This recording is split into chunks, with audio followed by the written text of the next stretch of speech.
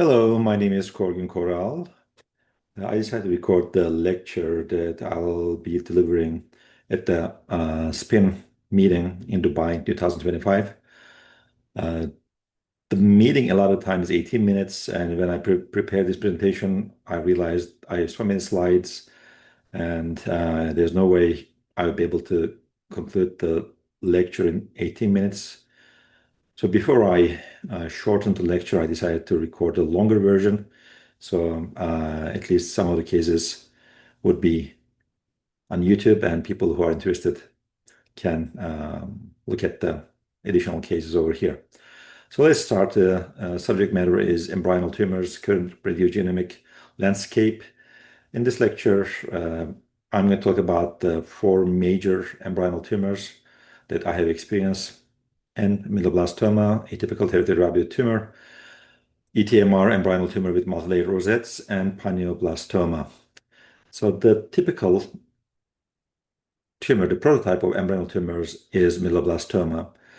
Uh, I started working at my current institution in 2002, and back then we had used a different edition of the uh, World Health Organization classification. The first book I purchased was from 2007, the so-called Blue Book, and we still had used the histological classification back then. And things were kind of more or less straightforward. There were four histological subtypes. One was the classic subtype, and we had the anaplastic large cell, and then desmoplastic nodular was another type, and there was the medulloblastoma with extensive nodularity. The desmoplastic nodular and the medulloblastoma with extensive nodularity had relatively less bad outcomes, but anaplastic large cell medulloblastomas had the worst outcomes of the medulloblastoma. But overall, medulloblastomas had a bad outcome. About 20 years ago, the global 5-year survival was on the order of 50% for medulloblastomas, but now the survival has improved quite dramatically. We see approximately 340 new cases of medulloblastomas in the United States. At my institution, we see about 10 new cases. So over the years, we had quite a bit of experience on imaging and follow-up of medulloblastomas. I was particularly interested in brain tumor imaging and particularly medulloblastoma. So I was invited to contribute a chapter to this book, which was published first time in 2014. So I did write a chapter on medulloblastoma. The imaging of medulloblastoma did not change very much. We knew its imaging features quite well from before, but in the recent years, some changes occurred based on the new classification. So this is something that we published back then. We tried to correlate the cellularity of the posterior fossa cerebellar tumors with ADC values, and medulloblastoma is a hypercellular neoplasm, as you see on this H&E stain. There's a lot of blue indicating the cell nuclei of the tumor. The pink is the cytoplasm and intercellular matrix. So medulloblastoma is a highly cellular neoplasm, indicated by these dark areas on the ADC map. So the cerebellar embryonal tumors are three. Medulloblastoma is one. We'll talk about ATRT and ETMR later. Back in early 2010s, the molecular subgroups of medulloblastoma had been firmly identified. So this is one of the seminal papers in Acta Neuropathologica from 2012, where they described there were essentially four subgroups of medulloblastoma. So this was new for 2012. See, the earlier work dates back to 2006 or so. So we learned that some mutations, particularly the Wnt mutation, had a very good outcome. And there was another mutation, the sonic hedgehog mutation, which impacted infants, young children, and older people. Uh, the infant outcomes were thought to be relatively good, and others were intermediate. And group 3 and 4 did not have specific mutations, but they had overall worse prognosis compared to the other two. So as years went by, the sonic hedgehog group was divided into two, depending on whether there was the TP53 mutation or not. If the sonic hedgehog group has the TP53 mutation, those acted worse compared to not compared to the ones that did not have the mutation, the so-called wild type. So where does when I first learned about these things, it kind of puzzled me, and I wondered where the names came from, the Wind and Sonic Hedgehog. Especially, it's a paper. It was initially published in 1980 in Nature, initiated all this. And the researchers are Eric Wischhaus and Christian Nusslein-Wohlhardt, these people. This is a photograph taken back in the 1970s. And in this paper, very nice paper, it's kind of on the long side, but I highly recommend it. Uh, they talk about how they discovered these phenotypes and then the mutations. So here's what they did very briefly. They worked on the fruit fly, the Drosophila melanogaster, and they worked on the larvae of this fruit fly, and they induced mutations on the larvae, and then based on the phenotypes of the larvae, they named them. For instance, initially they named this as hedgehog, and over time the sonic head was added. It's another story. We won't go into that as to why sonic was added. And then initially they named this as wingless. The Wind was initially wingless. The reason for that was these larvae progressed into flies without wings. So that's why they call it wingless. And then again, over many years, these researchers and others were able to identify the individual mutations that result in these phenotypes, which was a quite remarkable discovery. And these researchers actually won the Nobel Prize, I believe, in 1995. And then in humans, of course, we don't have the same genes, but we have the homolog genes. And over the years, the homolog genes were discovered in humans, and the Wnt gene, and in our instance, and the sonic hedgehog gene, when they are mutated, they result in these tumors. One of the first papers actually that looked into the phenotypes of the molecular subgroups of medulloblastoma was published in 2014. And as you see, this was an expedited publication. What they did in this publication was essentially they looked at tumor location. That was, as far as I remember, the only feature that was looked at in this paper. And the numbers are relatively few. For instance, for the Wind group, they had 4 patients. And what they found was out of 4, 3 of them were in the cerebral peduncles and cerebropontine angle cisterns, and one of them was midline in the fourth ventricle. So in the discussion of this paper, they talk about previous work. For instance, Gibson published in 2010 in Nature that all 6 Wind tumors that they looked at were at midline. And then again, in the discussion of this same paper, the Perot paper, they talked about, or they referred to the paper of Theo from 2013, where they looked at 5 Wind tumors and they were all at midline. So their findings were different than published literature.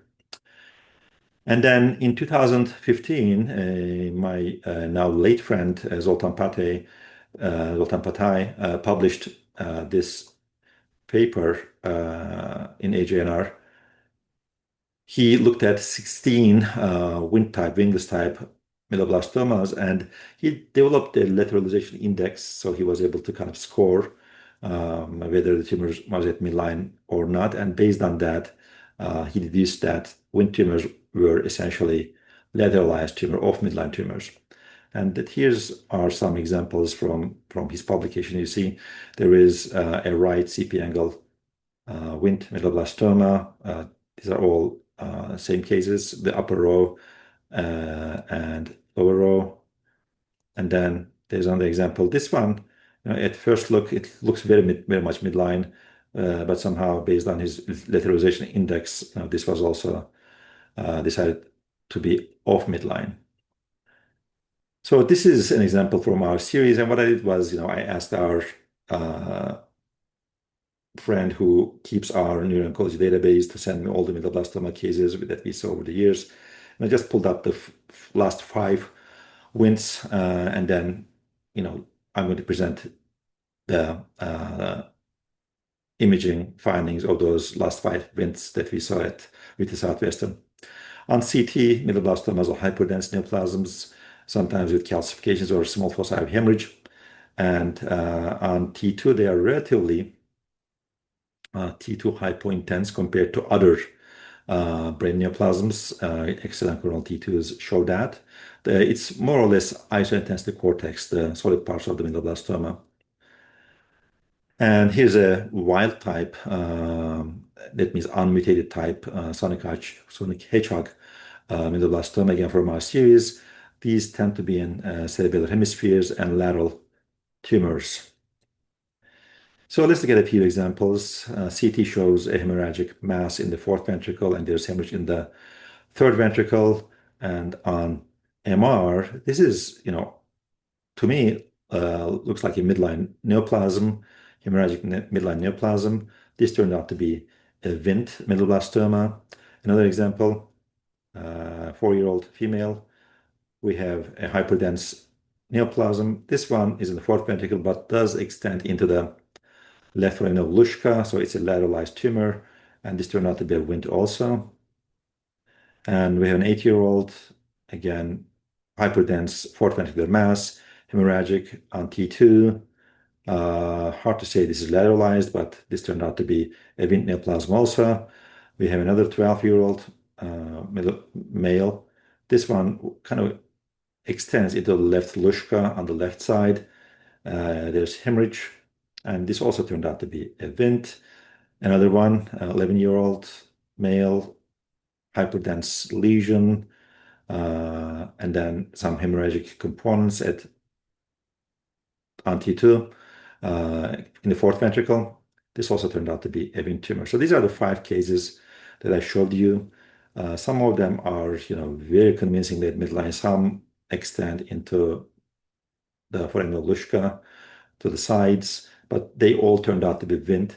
And I'm sure you already noticed one distinguishing feature of Wnt tumors is, in my opinion, not necessarily of being on the side, but probably having hemorrhage. They tend to have more hemorrhage than other medulloblastoma subtypes. And if you remember from a few slides earlier, what was initially thought back in 2012 was the outcome, the prognosis of Wnt tumors were better than the other medulloblastoma subtypes. So it was thought that it would be important to recognize these tumors early on. So this prompted the possibility of Wnt tumors having a good prognosis, prompted some studies. This is one of the important studies published relatively recently, back in 2023. In this study, they did something unusual for the medulloblastomas. Conventional medulloblastoma treatment involves resection of the tumor, followed by radiation therapy and chemotherapy. Radiation therapy obviously has some long-term complications, especially in younger children. So therefore, if it can be avoided, it's preferred. And what they did in the study was they tried to treat these children without radiation therapy. But unfortunately, these Wnt tumors did not respond as expected to the therapy without radiation therapy. So they had to actually stop the study because the outcomes were not as good. So they end up actually giving radiation to all these children eventually. So the claim that radiation will not be required for children who has Wnt mutation, unfortunately, did not hold true. And here's their conclusion: the therapy is required to effectively treat children with altered medulloblastoma.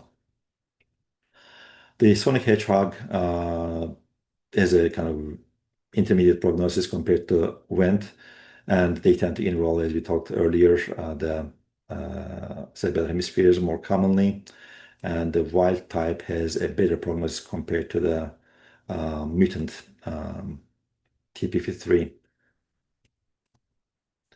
Here we have an example of the other types. The group 3 and group 4 are lumped together, and we refer to them as non-Wnt, non-sonic hedgehog tumors. They have a worse outcome compared to the Wnt and sonic hedgehogs. Here we have the fourth ventricular hypodense mass with a punctate focus of probably hemorrhage. And on T2, they are relatively hypointense. Maybe the intensity is very similar to cortex.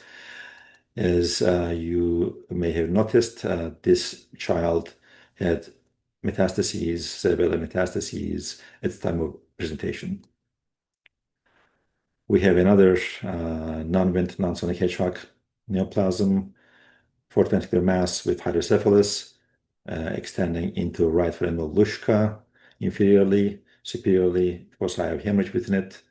Again, these are hard to distinguish on inspection only from other ones, the Wnt and sonic hedgehogs. When we cannot sort these out based on our routine practice, machine learning may help. And this is the largest study of its kind. They collected 263 patients from multiple, as far as I remember, I think from 12 institutions throughout the world. And using machine learning, they were able to actually sort Wnt medulloblastomas, sonic hedge medulloblastomas, and group 3 and group 4 medulloblastomas from each other with high accuracy. Let's look at some clinical cases now as to how these are imaged postoperatively. This is pre-op, obviously. On DWI, these tumors will almost always show diffusion restriction. And postoperatively, the imaging should be done as soon as it is safe for the patient. Within the first 24, 48 hours, we usually conclude the early postoperative imaging on these patients. Let's look at these sequential images. There will always be some injury to the cerebellar hemispheres at midline. And this tumor was intimately related to the brainstem, so it's hard to know how much of it is residual tumor, how much of it is injury. It looks like the T2 hypointense areas are predominantly blood degradation products and or hemostatic material. So it's hard to say sometimes to call gross total resection on postoperative images. In these cases, I'll discuss this on other patients also, but in this case, it's important to communicate with the surgeon, read the operative report before making a definitive claim as to the presence of residual tumor. And the question will come up usually, if there's residual tumor, how much there is. And if you want to kind of create a conflict at the tumor board, you can always ask, is it 1.5 centimeters squared or 1.5 cubic centimeters? Which one is correct? People have very kind of firm ideas as to which one is correct, and we'll discuss in the next 5 minutes or so which one probably is correct. and we'll discuss as to if it really matters. So on postoperative DWI, it's not uncommon to see some parenchymal injury at the site of the resection due to kind of tissue injury, acute tissue injury. We're going to see that as bright on DWI. We should not confuse that with the hyperintensity of the medulloblastoma. So these are some historical papers. One is from 1996, the earliest paper I can find on the subject, where they looked at whether there was a threshold that could determine the outcome of the medulloblastomas when there is residual tumor postoperatively. So since the study was published in 1996, some of the cases actually were collected in late 80s when MR was not necessarily in widespread use. So some of the examinations, pre-op examinations and post-op examinations were CT. And you can kind of imagine the quality of the MR from almost 30 years ago. Many of those scans, or I can say actually none of those scans were 3D.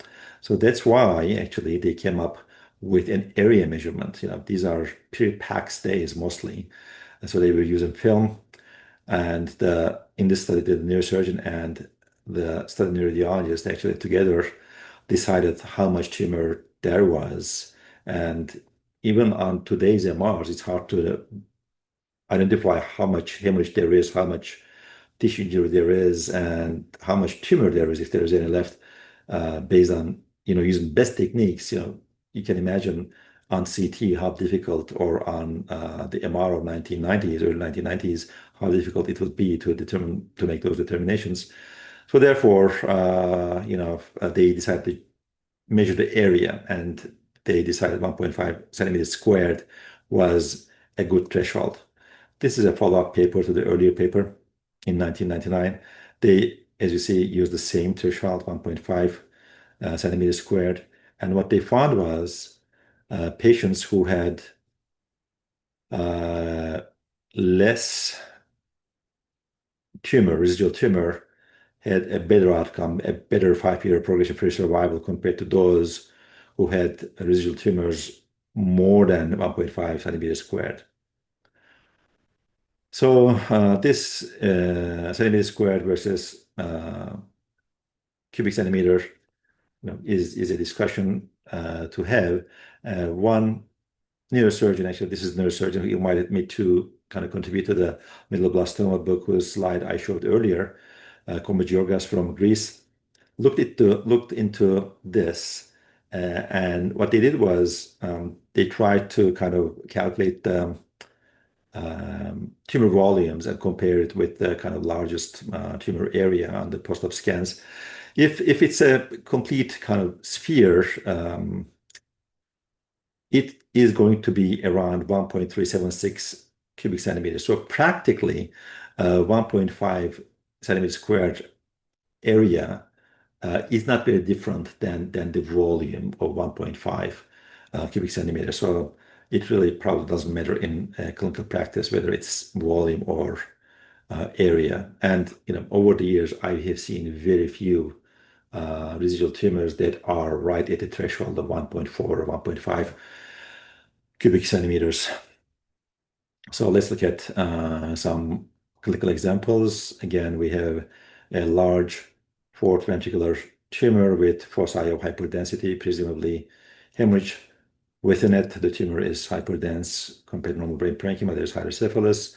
And on T2, the tumor is relatively iso-intense to cortex. And on DWI, we see very convincing diffusion restriction. The pre-contrast, post-contrast T1s, there's some enhancement of the tumor. Let's look at the post-op scan. We have hemorrhage in the resection cavity, but on the left posterior aspect of the resection cavity, we have tumor or tissue that very much looks like the tumor that we saw on the pre-op scan. So on these, it is, or it should be the practice to put these pre-op and post-op scans in the same plane and look at them side by side to see what was resected, what was not resected. But this is a relatively large, actually, residual tumor, definitely larger than 1.5 centimeters squared or cubic centimeters. And on pre-contrast T1, post-contrast T1, we can see the enhancing. So this is very straightforward. So in these cases, the neurosurgeons go back and resect what's residual before the child is discharged before radiation therapy, and that's what they did in this case. Here's another example: CT, large hyperdense tumor of the fourth ventricle. Even though the child is 5 years old, one can still see splitting of the sutures due to hydrocephalus, and on MR, fourth ventricular tumor, enhancing mildly and heterogeneously, T2 and flare, DWI, ADC map showing the hypercellularity of the mass. And if you look at the post-contrast images, we see again the heterogeneous moderate enhancement, mild to moderate enhancement of the tumor with hydrocephalus. So this child underwent obviously spine screening before surgery, and you see this nodularity on the TrueCrisp images are worrisome for drop metastases. Again, magnified images show nodularity related to the nerve roots in the cauda equina, worrisome for drop metastases. Postoperatively, we see the kind of expected tissue injury at the immediate aspects of the cerebral hemispheres. And the neurosurgeon wanted to talk to me after the surgery as to help him decide whether this nodular or oval-shaped increasing on DWI was residual tumor or not. So on DWI, obviously, there is increased signal. So the medulloblastoma was quite bright initially, so we have to decide whether this is residual or not. And it's not small, so if this is a residual tumor, they would go back and resect this. And then on these, we need to look at our high-res imaging well. So this is the area in question, hypointense on T1, but there's really no mass effect, and it is very well delineated, very geographic in appearance. So this is more likely to be tissue injury than residual tumor. What is residual tumor in this case is actually this hypointensity intimately related to the dorsal middle oblongata and pons. These are areas they obviously don't want to be aggressive at surgery because they can certainly injure the brainstem if they want to resect everything. So it's not uncommon for them to leave small pieces of tumor at the dorsal aspect of the brainstem if there is a good tissue plane. So on these, it's helpful to look at the T2 images in this case to decide whether this is tissue injury or residual tumor. And one can actually identify the markings of the brain early on when the injury is subacute or acute. In this case, actually, one can see the cerebellar folia and sulci within this T2 prolongation. So this, I told the neurosurgeon, was tissue injury, not residual tumor, and he did not go after this. And this, on the other hand, I thought was residual tumor, but definitely less than 1.5 centimeters squared. So medulloblastomas are usually overall midline tumors, and as we discussed earlier, they have a tendency to have epimedial spread both intracranially and within the spinal canal. And in general, they are divided into two types, either standard or average risk type or high risk type. Older age is a good indicator. If we talked about this, the residual tumor is either absent or less than 1.5 centimeters squared, that's good. Obviously, if there's no metastasis, that's good. So that makes a person standard risk. If these criteria are not met, then that person will be labeled as having high risk. So this is a recent case. The molecular subgrouping now entered the latest book classification in 2021. So it includes both the histologic type. In this case, this was a desmoplastic nodular medulloblastoma with anaplasia. So they are all who grade 4, all medulloblastomas, actually all embryonal tumors are who grade 4 tumors. And this turned out to have the sonic hedgehog subtype. And let's look at this is obviously T1 post-contrast MPRH, sagittal, coronal, and postoperatively, this was kind of posterior and adjacent to tentorium. It was not very central to the resection cavity, and on the immediate post-op scan, we saw this and called it as residual tumor. And then the surgeons went back and resected this. So another desmoplastic nodular medulloblastoma. I mean, I don't know how helpful people think, but these really tend to have a nodularity to them. The desmoplastic nodular medulloblastomas. Some of them are more convincingly nodular than others. Again, DWI, ADC. There's some vasogenic edema about the tumor, and again, some nodularity can be kind of suggested. This is another one, fourth ventricular medulloblastoma, T2, ADC map. And this tumor was followed up, this was resected, and the patient underwent therapy. But 4 years later, the patient had a biopsy-proven lung metastases. Medulloblastomas can metastasize intracranially to the spinal canal. The second or the most common extra CNS location for metastasis is bone, followed by lungs, as in this case. We started using post-contrast T2 FLAIR imaging for leptomeningeal tumor dissemination detection approximately 15 years ago, around 2010.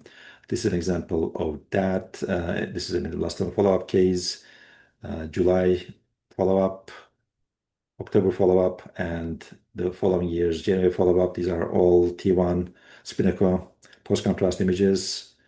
And then we were not routinely doing FLAIR imaging. This is a pre-2010 scan back then.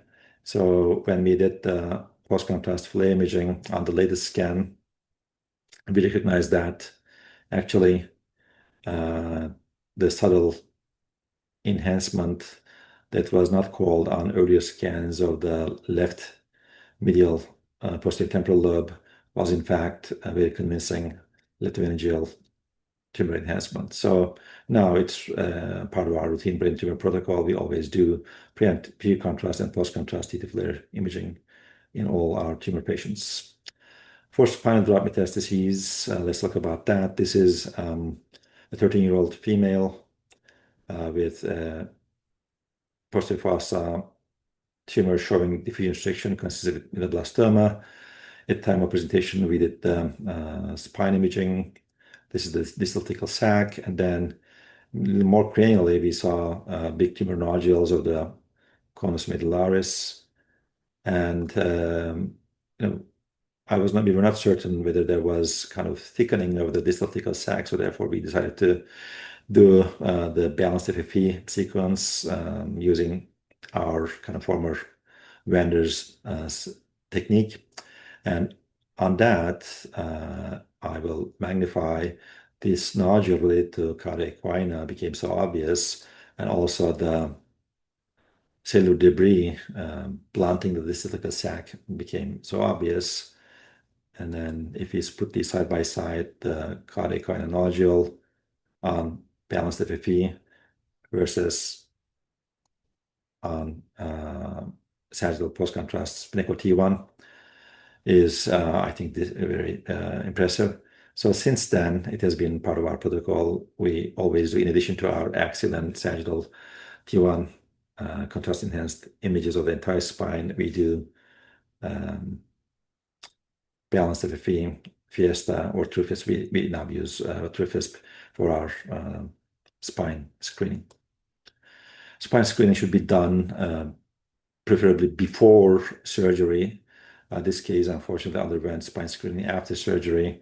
And when that happens, sometimes due to the fluid that's used at surgery, some fluid may escape into the subdural space of the spinal canal, as in this case, and it can really compress the thecal sac, making determination of drug metastasis difficult. When this happens, one has to wait at least 4 to 6 weeks before this fluid kind of resolves. So therefore, we need to think about doing this before surgery. We talked about medulloblastoma quite extensively. Now let's talk about one of the other embryonal tumors, which is atypical territorial W tumor. This can be seen throughout the CNS, more commonly in the posterior fossa. They are preferentially seen in younger children compared to medulloblastomas. This was a 21-month-old male with ATRT. The cerebellar hemisphere was involved.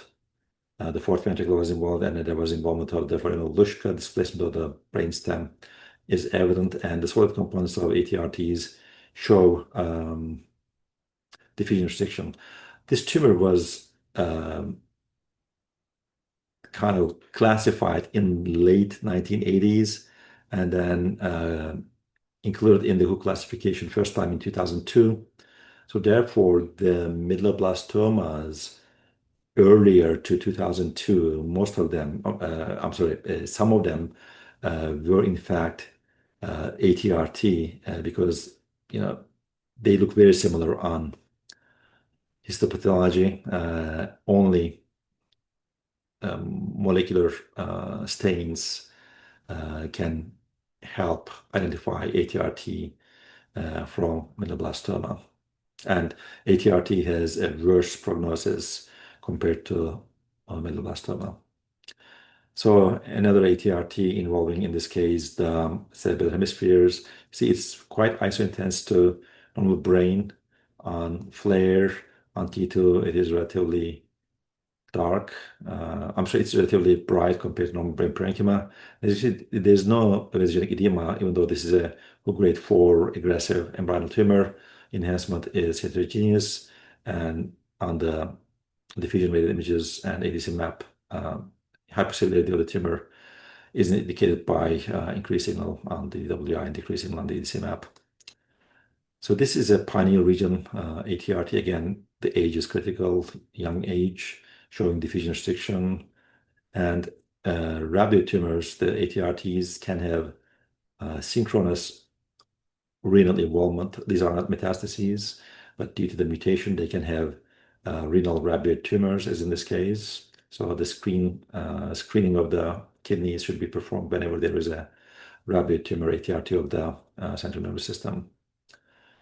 One interesting location for ATRT is the interpedicular cistern slash third ventricle, third cranial nerve.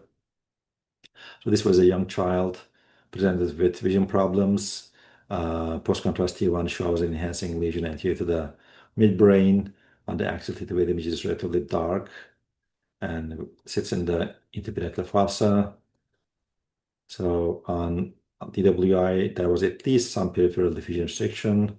So the age and hypercellularity of the tumor makes one thing of an embryonal tumor. And as we see, the normal right cisternal third nerve is easily visible, whereas the one on the left is kind of surrounded by tumor, and tumor extends into the hypothalamus and distorts the third ventricle. So this is interesting. This is an interesting entity. The first, as far as I know, described by the St. Jude's group, and they described a few cases similar to our case. So one needs to remember this could really be an ATRT and a tumor with the proper imaging features in the region of the cisternal third nerve. This is a case our colleague, former fellow and current colleague, Bida Patel, shared with me. Very similar location, anterior to the midbrain, enhancing, and this was a very young child, neonate actually, which turned out to have an ATRT very similar to the case we had. And these are, as I said, tumors of young children, usually less than 2. If it's less than 3, if you use H3 as a threshold, you'll probably capture all the ATRTs. This was a prenatal ATRT. Field MR showed this mass in the superior vermian cistern at 30 weeks of gestation. Only 4 weeks later, the mass increased quite a bit in size, and now there is development of hydrocephalus. This is a case lent to me from by my good friend Dr. Karakash, and we have the postnatal imaging also, which shows the expected imaging features of ATRT, multiple cysts, some hemorrhage, hydrocephalus, and the gene that's mutated is the SMART-B1 gene, and its protein product INI1 is used to identify its absence. Actually, the absence of INI1 staining is used to identify ATRTs from medulloblastoma. The outcomes of ATRTs are quite worse compared to medulloblastomas. This is another supracellular ATRT, hyperdense on CT. And what is critical in this case is the supracellular tumor does not result in loss of the T1 shortening of neurohypophysis. Therefore, a germ cell tumor, LCH, lung cell histiocytosis are excluded. So dark on T1, heterogeneous enhancement on post-contrast images, and then relatively dark on T2 and shows diffusion restriction. So all the imaging criteria are of ATRT or an embryonal tumor are fulfilled. And if we consider the age, this is likely to be an ATRT compared to other embryonal tumors. So there's another machine learning study published by the same group who published the medulloblastoma subtype study. And what they found was the machine learning protocol was able to sort ATRT from medulloblastomas. One interesting factor, though, was they did not include age as a discriminating factor between ATRTs and medulloblastomas. They only used the imaging features, the radiogenomic features to sort ATRTs from medulloblastomas with actually high accuracy. In their study, the ATRTs were of much younger age compared to medulloblastomas. You see 13 months versus 83 months. And this is an old paper we published back in 2008. We tried to sort imaging features of ATRT from medulloblastoma. And in our study also, age was actually a very important discriminating factor. So when we see a tumor in the posterior fossa, because medulloblastoma can only happen in the posterior fossa by definition, age is an important factor to think about whether it's a medulloblastoma or ATRT. And in this study that we did with colleagues at Johns Hopkins, now 11 years old, using 2 years as a threshold helped identify ATRTs or helped sort ATRTs from medulloblastoma with high accuracy in the posterior fossa. So let's talk about this tumor, which is the third type of embryonal tumor that we're going to talk today. This is embryonal tumor with multilayer rosettes, ETMR. It had a more difficult name before, embryonal tumor with abundant neuropils and two rosettes. It was a tongue twister, and fortunately, they changed it to ETMR. These can actually be anywhere, just like ATRTs. Here's a fourth ventricular ETMR showing diffusion restriction, DWI and ADC map. And as you see, there's no vasogenic edema, and it really doesn't enhance much. This is another ETMR involving the brainstem. The pons on the right side is involved. It doesn't enhance. And initially, it did not show diffusion restriction, even though it looked relatively bright on DWI and the ADC map. The ratio of the tumor compared with the normal cerebellum actually was greater than 1, suggesting that it in fact showed some increased diffusivity. So the brightness on DWI was due to T2 shine through. And in 2 months, the tumor progressed dramatically despite therapy.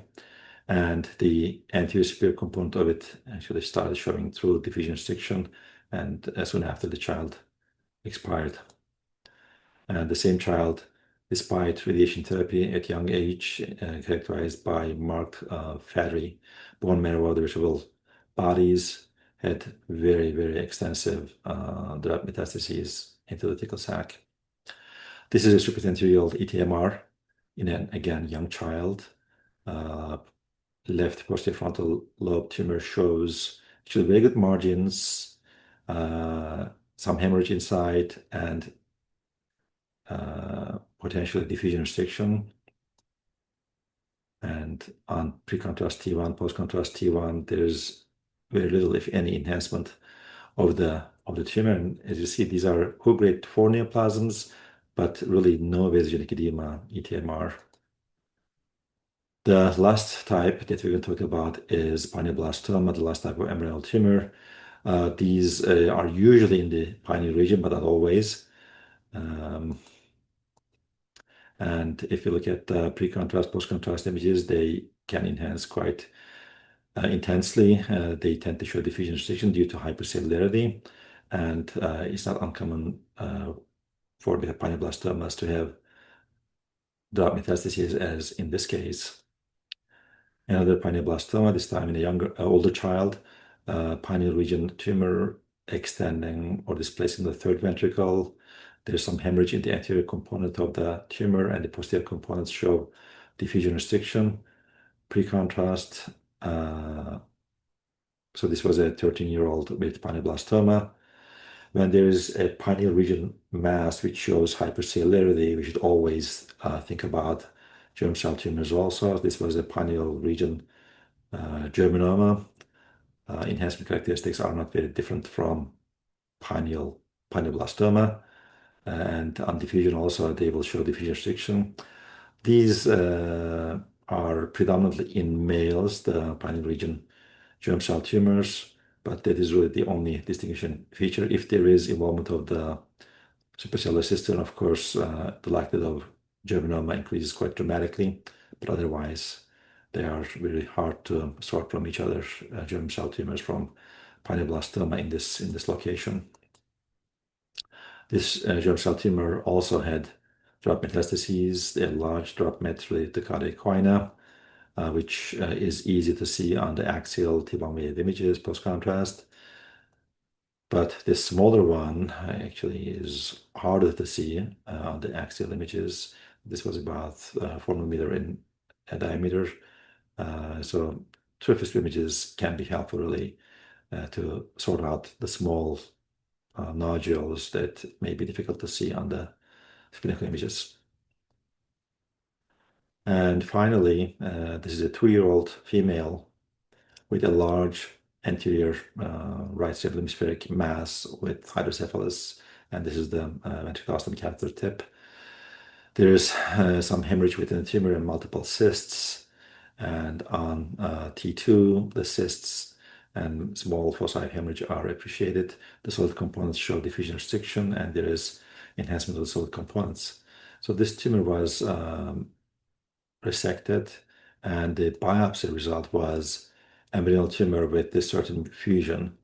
So not all embryonal tumors actually fall into the categories that we discussed so far. So it's not an ETMR or an ATRT, obviously. And also I forgot to mention so far, PNET is no longer included in the WHO brain tumor classification. So we do not have a tumor called PNET anymore.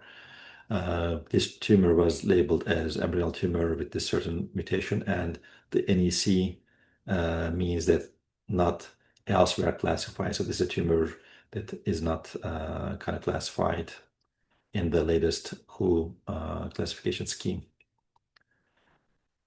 In this talk, we talked about embryonal tumors. The prototype is medulloblastoma. They are going to be in the posterior fossa. The ATRTs have a worse outcome compared to medulloblastomas. ETMRs actually have an even worse outcome compared to ATRTs, and pineoblastomas are generally tumors in the pineal region. Thank you very much for your attention.